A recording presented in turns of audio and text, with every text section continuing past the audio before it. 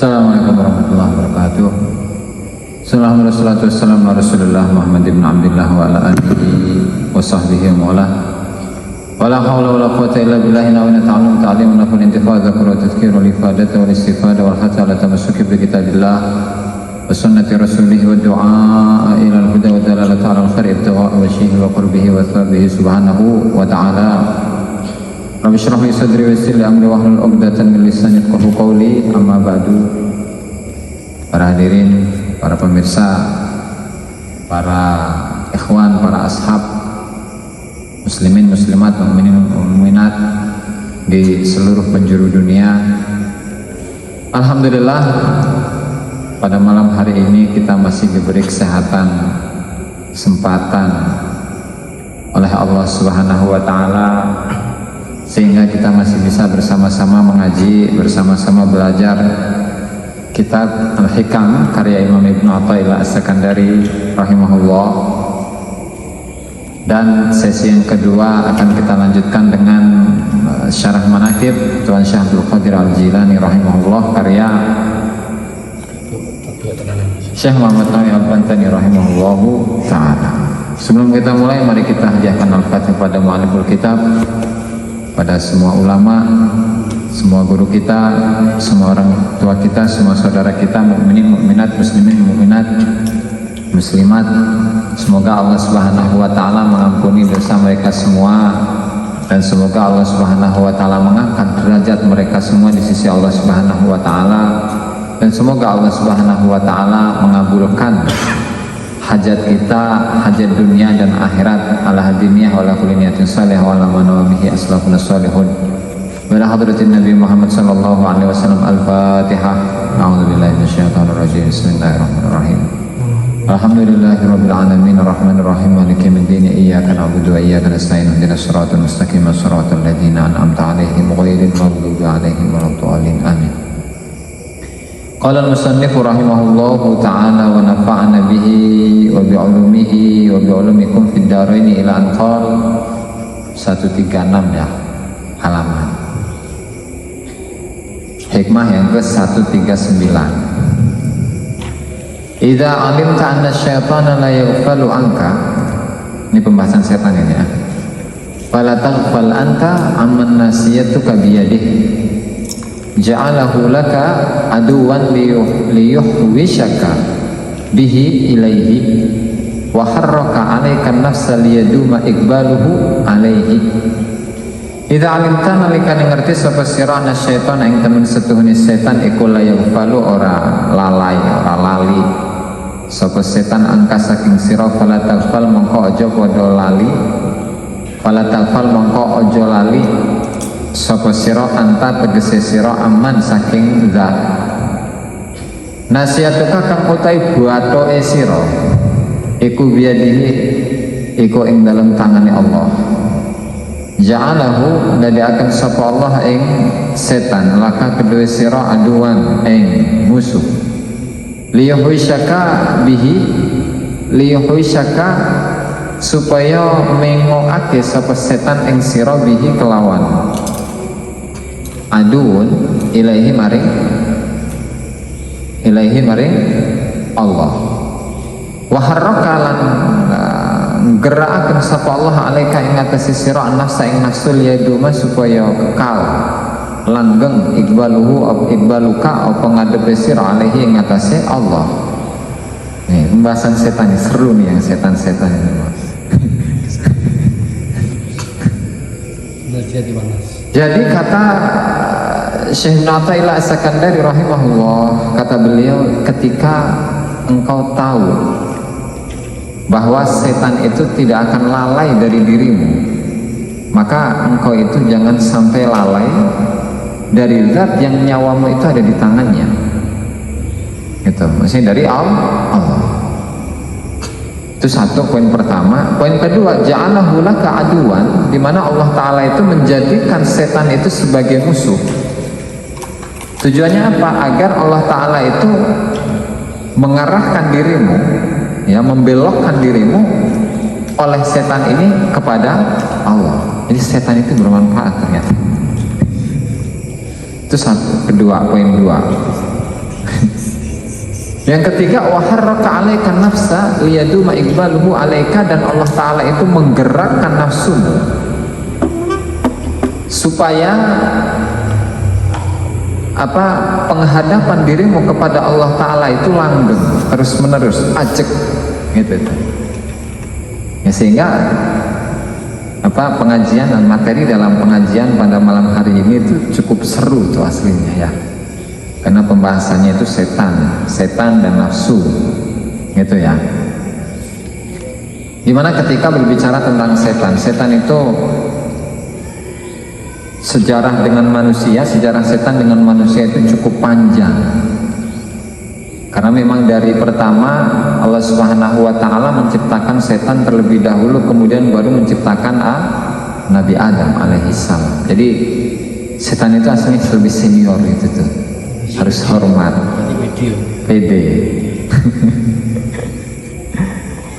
Dimana setan yang memang dari dulu sejak penciptaan Nabi Adam alaihissalam dia itu tidak mau menerima.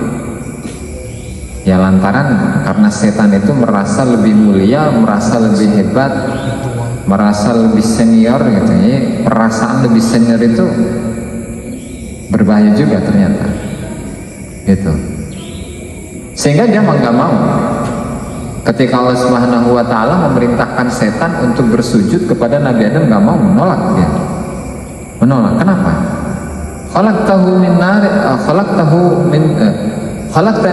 wa khalaqtahu min tin, kata setan. Saya ini diciptakan dari api, sementara dia itu engkau ciptakan dari tanah. Tanah sama api yang menang api lah, lebih keren, lebih bisa merusak daripada tanah. Ya. Jadi sebenarnya dalam hikmah ini Musannif rahimahullahu ta'ala itu mengingatkan kepada kita bahwa sebenarnya musuh manusia itu ada 3 ya. Yang pertama adalah setan, yang kedua adalah nafsu, dan yang ketiga adalah manusia. Makanya nanti Syekh Ibnu Ajibah rahimahullahu ta'ala berkesimpulan bahwa musuh manusia itu walhasil anna nafsa wa syaitan wa dunya wa nas qawati. Bahasanya musuh manusia itu ada 4, ada nafsu, ada setan, dunia, dan manusia. Manusia itu musuh ternyata, ya kan? Tapi 4 hal ini selain menjadi musuh manusia, selain menjadi penghalang antara manusia dengan Allah Subhanahu wa Ta'ala, 4 hal ini juga sekaligus bisa menjadi apa? Muwassilat, sesuatu yang bisa menyampaikan diri kita kepada Allah Subhanahu wa Ta'ala. Itu tuh tergantung bagaimana sikap kita kepada 4 hal ini, kepada nafsu, kepada setan, dunia, dan manusia. Itu tuh. Sehingga yang pertama, idza alimta anna syaitana la yaghfalu anka fala taghfal anta amman nasiyatuka biyadihi. Ketika kita tahu bahwa setan itu tidak akan lalai dari kita sedetik pun, ya kan? Sedetik pun, satu kedipan mata sekalipun, setan itu tidak akan lalai dari diri kita. Bahkan jalurnya setan untuk bisa menggoda manusia itu sampai di aliran darah manusia. Selagi aliran darah manusia itu masih mengalir, selagi manusia itu masih memiliki detak jantung, maka disitulah setan itu akan selalu menggoda dan menggoda, ya kan? Jadi setan itu aslinya cuma mengajar doang itu. Setan itu cuma mengajak. Kamu ini kan lagi puasa, ngelihat tuh orang yang ngopi, lihat tuh orang-orang yang rokok, yang minum es, yang makan sate, yang minum Fanta, seger siang-siang itu mah. Kamu ngapain capek-capek lapar dari subuh sampai maghrib gitu kan? Dapat pahala aja enggak, jadi orang kaya aja enggak. Nah jadi ngasih bisikan doang, ngajak doang itu setan. Nah tapi tergantung gimana yang diajak, apakah orang yang diajak itu menuruti ajakan dari setan atau tidak, gitu tuh. Jadi sebenarnya nggak salah-salah amat gitu tuh setan tuh, mau disalahin kayak gimana kayak nggak salah-salah amat, ya kan? Soalnya dia cuma ngajak, Tergantung orang yang mau diajaknya ini, apakah mau menerima ajakan tadi atau tidak. Kalau mau, ya kan, berarti dia menjadi orang yang buruk, menjadi orang yang jahat, menjadi orang yang celaka. Kalau dia tidak menerima, berarti jadi orang yang baik. Ya, intisarinya seperti itu. Karena memang setan itu, kata Syekh Ibn Ajibah rahimahullah dalam syarahnya, dalam syarah Hikam Iqadil Himam, ternyata setan itu memiliki satu rumah di dalam dada manusia, di sisi kiri, kanan, kiri di sini ya. Nah, di sini tuh ada rumahnya setan. Nah, ketika manusia itu mau berzikir kepada Allah Subhanahu wa taala, zikir apapun itu, mau zikir kalimat tauhid la ilaha illallah, ataupun salawat Allahumma sholli ala sayyidina Muhammadin wa ala alihi wa sahbihi wasallim, atau astagfirullah, atau dalam tariqah-tariqah yang lain itu zikir lafzul jalalah Allah dan seterusnya. Banyak macam zikir. Ketika manusia itu mau berzikir, setan itu nggak mau mendekat dia. Ketika berzikir, setan itu nggak mau mendekat. Wa idza dzakartallaha in khanas, dia langsung lari, kabur, gitu kan. Tapi kalau dia itu atau manusianya itu lalai, lupa, tidak mau berzikir kepada Allah Subhanahu wa taala, maka dia akan selalu membisiki dan membisiki. Ya kalau karena dia punya rumah di sini, yang namanya rumah kan pasti dimasuki. Otomatis bukan hanya telinganya yang dibisiki, tetapi hatinya yang dibisiki ya, karena memang di dalam tariqah itu kan ada beberapa latifah, ada 7 latifah. Ada latifatul qalb di dada bagian kiri di bawah susu, ada latifatul ruh di dada bagian kanan di bawah susu, kemudian latifatul sir, ya kan, dada bagian atas susu, dada kiri bagian atas, kemudian latifatul khafi di dada kanan bagian atas, kemudian latifatul akhfa di bagian tengah, kemudian ada latifatul aql atau latifatul nafs, itu berada di sini di jidat, kemudian ada latifatul qalb yang berada di semua anggota badan, gitu ya. Nah, sehingga ketika seorang manusia itu bisa menghidupkan latifah atau titik-titik hati yang ada dalam diri manusia, maka dia bisa untuk tidak atau membentengi diri dari setan, gitu tuh. Ya kan? Fa idza anta dzalika fala taghfal anta amma nasiyatuka wa nasiyatuhu bi yadihi wa huwal haqqu ta'ala. Fa idza ishtaghalta billah. Nah, sehingga ketika kita itu tidak menyibukkan diri untuk memusuhi setan, tetapi menyibukkan diri untuk mendekatkan diri kepada Allah Subhanahu wa taala, maka Allah Subhanahu wa taala sendiri yang turun tangan untuk menolak dan mengusir setan ini. Itu tuh. Nah, sehingga karena dalam sebuah ayat Allah Subhanahu wa taala telah berfirman, "Innasyaitana lakum aduwwun fattakhiduhu aduwa." Sesungguhnya setan itu adalah musuh bagi kalian semua, maka jadikanlah setan itu musuh. Sehingga Syekh Abdul Abbas Al-Mursi, guru dari Syekh Ibn Athaillah As-Sakandari, mengatakan bahwa ada suatu kaum yang memahami ayat ini, bahwa karena setan itu adalah musuh manusia, ternyata dia itu menyibukkan diri untuk selalu bermusuhan dengan setan, berperang dengan setan, sehingga dia lupa untuk menyibukkan diri dengan Allah. Fafatahum mahabbatul habib, sehingga dia itu ketinggalan untuk mendapatkan cinta dari sang kekasih, itu Allah. Nah, sementara kaum yang lain memahami dari ayat ini, kalau kalian tahu bahwa setan itu adalah musuh dari kalian dan saya ini adalah kekasih kalian, maka janganlah engkau mengejar setan, tapi kejarlah diriku, gitu. Nah, sehingga yaitu gimana kita mau menyibukkan diri untuk memusuhi setan, gitu kan, atau mau menyibukkan diri untuk lebih mengejar kepada pencipta setan dan pencipta semua alam semesta, gitu, ya kan? Maka Syekh Abdul Wahhab Asy'arani rahimahullahu taala. Ini untuk pertama. Dan di bagian yang kedua yaitu musuh manusia yang kedua yaitu adalah manusia itu sendiri. Yang biasanya manusia itu suka mengganggu manusia yang lain. Tapi kalau dia merasa manusia, kalau bukan manusia ya itu terserah Anda. Pada suatu hari Syekh Abdul Wahhab Asy'arani rahimahullahu taala itu menulis sebuah surat kepada gurunya yang ada di Maroko, kan, di Maghrib di Maroko. Dan di dalam surat itu beliau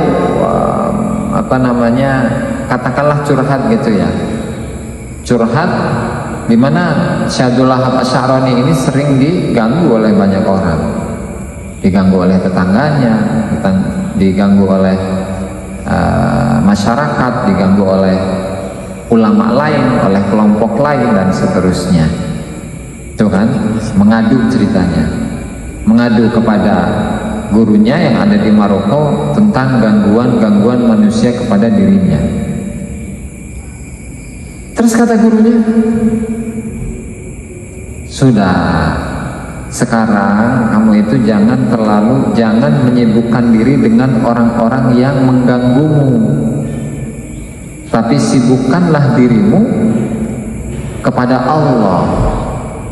Maka ketika engkau sudah menyibukkan diri untuk Allah Ta'ala, maka orang-orang yang mengganggumu itu akan dengan sendirinya diselesaikan oleh Allah Subhanahu wa Ta'ala.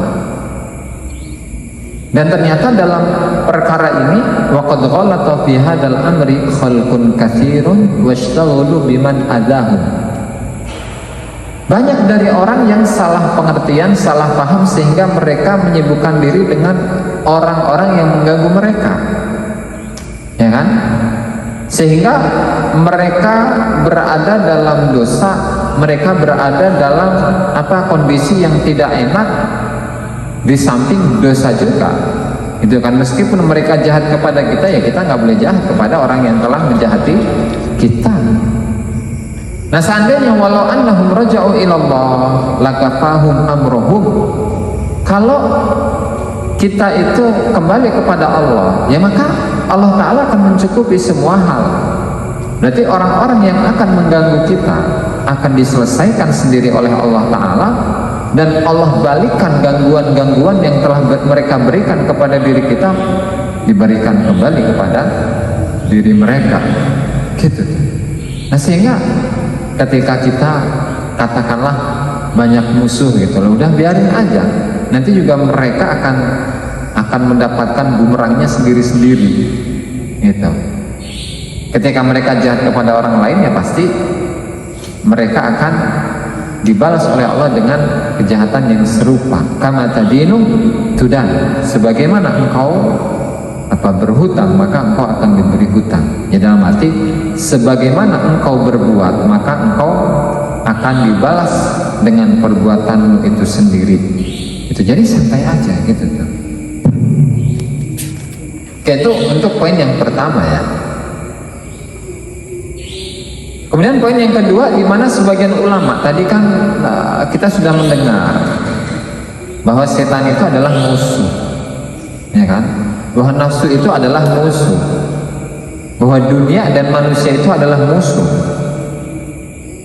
Tapi menurut para arifin, orang-orang yang sudah kenal, sudah dekat, sudah ma'rifat kepada Allah Subhanahu wa Ta'ala, justru mereka menganggap bahwa adanya setan ini, adanya manusia-manusia pengganggu, adanya nafsu dan adanya dunia, itu malah merupakan sebuah kenikmatan yang harus disyukuri.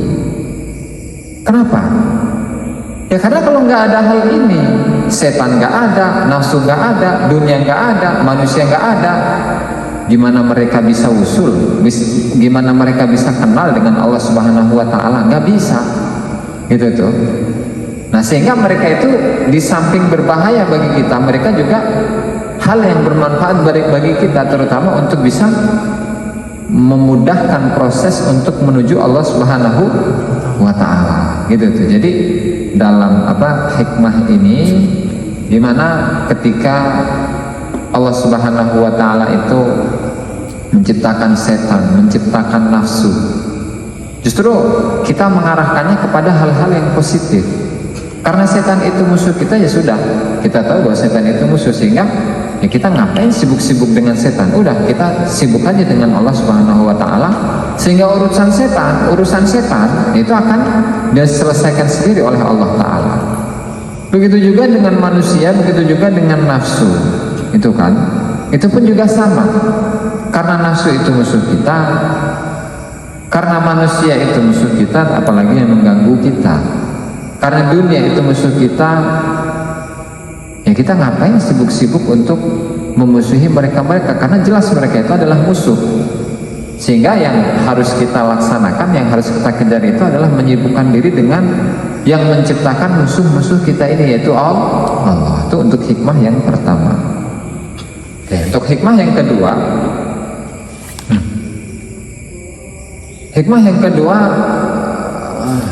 mana nih?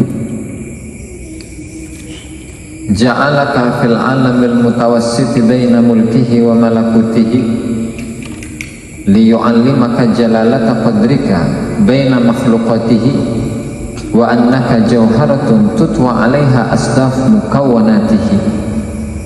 Ja'alaka nadiakan sapa Allah ing sira fil alamil mutawassiti ing dalam alam kang tengah-tengah, baina mulkihi ing dalam antarane alamul mulk Allah wa malakutihi lan alam malakuti Allah. Tujuane li yu'allimaka supaya gawe ngerti sapa Allah ing sira jalalata qadrika ing agunge kadar sira baina makhluqatihi ing dalam antarane pira-pira makhluke Allah. Wa annaka lan temen setuhne sira iku jauharatun, iku berlian tutwa kang den tutup alaiha ing atase jauharah apa asdaf apa wadah atau kulit mukawwanatihi ciptaan-ciptaane Allah. Nah di sini masih bersinggungan dengan yang tadi ya, karena bab ini membahas tentang bab penjelasan tentang sifat-sifat lembutnya Allah Subhanahu wa Ta'ala yang diberikan kepada manusia dan semua karunia-karunia Allah yang Allah berikan kepada manusia. Jadi di sini musannif rahimahullahu taala ingin menjelaskan bahwa manusia ini adalah makhluk yang mulia. Gitu tuh. Makanya ja'alaka fil alamil mutawassit, Allah Ta'ala menjadikan manusia itu antara dua alam. Alamul mulk atau alamul syahadah, alam nyata, wa alamul malakut atau alamul ghaib atau alam kerohanian. Jadi manusia ini kan terdiri dari dua hal, jasmani, rohani. Jasmani itu tanah gitu kan, bumi, syahadah kenyataan. Kalau yang kedua rohani itu ghaib, yang kasat mata, yang tidak bisa ditembus oleh pandangan biasa, gitu kan. Kalau memang kita itu dijadikan oleh Allah Ta'ala hanya dalam alam mulk atau alam syahadat atau alam jasmani saja, ya nanti kita nggak akan ada bedanya antara manusia dengan hewan, itu kan. Manusia dengan hewan. Hewan itu ya makan, minum gitu kan, tidur, kawin, punya anak, punya cucu, dijual, mati kan gitu. Ya, hewan yang bisa dimakan. Atau kalau rohani, kalau alam rohani itu malaikat. Kalau malaikat udah dia nggak punya nafsu, dia nggak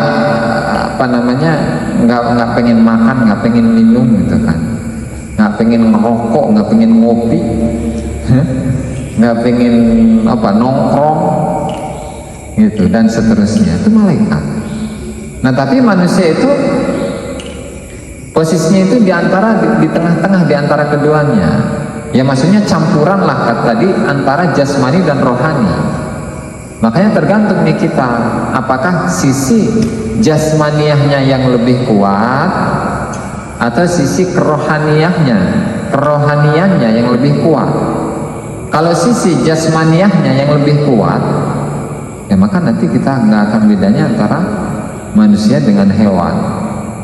Ya berarti selama ini ya misalnya kita kerja nyari duit buat makan, ya, buat minum, buat bikin rumah, kemudian buat biaya anak dan seterusnya, habis itu mati beres, ya kan? Tapi kalau seseorang yang sisi kerohaniannya itu katakanlah lebih menguasai, ya, sisi kerohanian yang ada dalam diri manusia itu lebih dominan, lebih banyak daripada sisi kejasmaniahannya, ya maka nanti dia itu akan menjadi kekasih Allah Ta'ala. Bahkan orang yang sisi kerohaniannya itu lebih kuat kalau dibandingkan dengan malaikat, lebih utama dia daripada malaikat. Itu tuh. Kenapa? Karena kalau malaikat itu jelas dia itu nggak punya apa? Syahwat, nggak punya keinginan. Disuruh A ngelakuin A, disuruh sujud ngelakuin sujud, disuruh tidur bakal tidur terus sampai hari kiamat. Itu suruh berdiri terus sampai hari kiamat. Coba manusia digituin, kamu tidur ya selama 1 bulan aja nih, nggak nyampe hari kiamat, kuat nggak bakalan. Gitu tuh. Kenapa? Ya karena manusia itu ada sisi jasmaniahnya, itu ada sisi jasmaninya. Karena ada sisi jasmani yang di situ ada rasa malas, ya kan? Kemudian ada rasa bosan, kemudian rasa jenuh, kemudian kepengin hal yang lain, pengen berubah dan sebagainya dan lain sebagainya. Makanya nggak bakalan bisa. Nah tapi seseorang ketika dia itu menjernihkan kualitas kerohaniannya dengan meleburkan rasa dia sebagai makhluk yang hebat, sehingga dia menjadi merasa bahwa dia adalah makhluk yang paling hina di antara makhluk-makhluk yang lain, ya maka nanti dia akan menjadi kekasih Allah Subhanahu wa Ta'ala yang mungkin di dunia dia nggak dikenal oleh siapapun, tetapi di langit dia terkenal di kalangan malaikat. Itu sebagaimana yang telah dijelaskan oleh Rasulullah Shallallahu Alaihi Wasallam dalam sebuah hadis.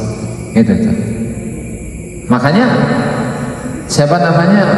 banyak dari para ulama, para aulia di hikmah yang sebelumnya, di mana Syekh Ibrahim Al-Khawas kalau tidak salah.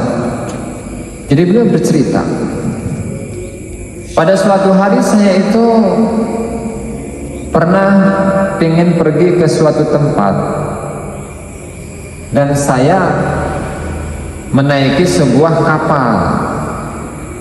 Nah di kapal itu saya itu menjadi tontonan yang kemudian dari tontonan itu segala sesuatu yang ada di dalam diri saya itu dibuat bercandaan oleh mereka, sehingga semua satu kapal itu menjadi tertawa ngekek gitu, tertawa. Ya katakanlah Sule ketika ngebully seseorang gitu lah, Sule itu Sunda bule. Dia itu ngebully seseorang, kemudian jadi bahan tertawaan semua orang. Kalau kita nih sebagai orang biasa, posisi kita menjadi orang yang dibully tadi, kira-kira bagaimana? Pasti marah, pasti sedih, pasti emosi dan lain sebagainya. Tapi Syekh Ibrahim Al-Khawas itu apa katanya? Kata beliau, saya dalam kehidupan saya paling bahagianya itu yang saya rasakan itu adalah saat itu ketika saya menjadi bahan gunjingan dari semua orang di kapal. Saya itu menjadi bahan tertawaan semua orang yang ada di kapal, dan saya menjadi bulan-bulanan semua orang yang ada di kapal. Itu paling bahagia. Itu kesempatan yang paling bahagia yang pernah saya alami di dunia, yaitu itu kan. Seakan-akan dia sudah mati rasa gitu di depan banyak orang. Itu kan? Nah, sehingga orang-orang yang memiliki perasaan seperti itulah yang disukai oleh Allah Subhanahu wa ta'ala. Gitu ya. Makanya manusia yang sisi jasmaniyahnya itu lebih kuat, itu dikatakan sebagai al-insanus shaghir. Nuskhatun minal insanis shaghir. Dia itu adalah sebuah fotokopian dari alam semesta yang kecil. Maksudnya gimana? Alam semesta ini kan luar biasa indah. Alam semesta ya, apapun itu, mulai dari matahari itu kan bercahaya, kemudian pemandangannya yang indah, pemandangan alam semesta yang indah dan seterusnya. Tetapi karena dia itu belum mencapai kerohanian, ya maka dia itu dikatakan sebagai nuskhatun minal insanis. Jadi al-insanul kabir itu apa? Seseorang manusia yang sebenar-benarnya itu apa? Manusia yang sebenar-benarnya itu adalah seseorang yang sifat-sifat Allah Subhanahu wa ta'ala, af'al Allah Subhanahu wa ta'ala sudah menjadi perilakunya.